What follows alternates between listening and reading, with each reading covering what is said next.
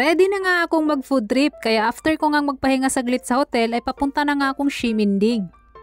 Walking distance nga lang din ito galing dito sa Sleepbox Hotel. Itong Ximending is one of the most visited attractions dito sa Taiwan. Pangatlong beses ko na nga ang gala dito ngayon. Pero ngayon ko nga lang malibot ito lahat. As usual, maraming tao dito. Dito mo rin makikita ang Rainbow Road, The Red House, ang mga sikat na mga food stall. Una ko ngang itatry ngayon ay ito ngang trending na crispy milk donut.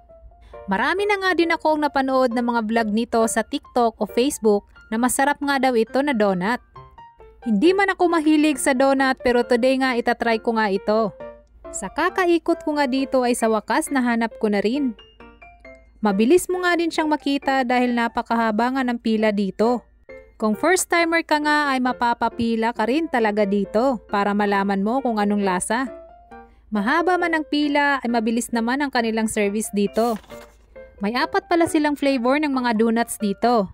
May taro, salted egg yolk, azuki bean, at ang kanilang best seller dito ay ang milk donut. 40 NTD nga ang price nitong milk donut at yung ibang flavor ay 45 NTD. Pero sulit ang pagpila mo dahil talagang masarap ang milk donut nila. Masarap ang gatas na tinaping nila sa donut. Kaya if you're planning to visit Ximending, isama mo tong crispy milk donut sa street food trip mo dito sa Ximending. Salamat sa panonood and see ya sa aking next street food trips dito sa Ximending. Bye!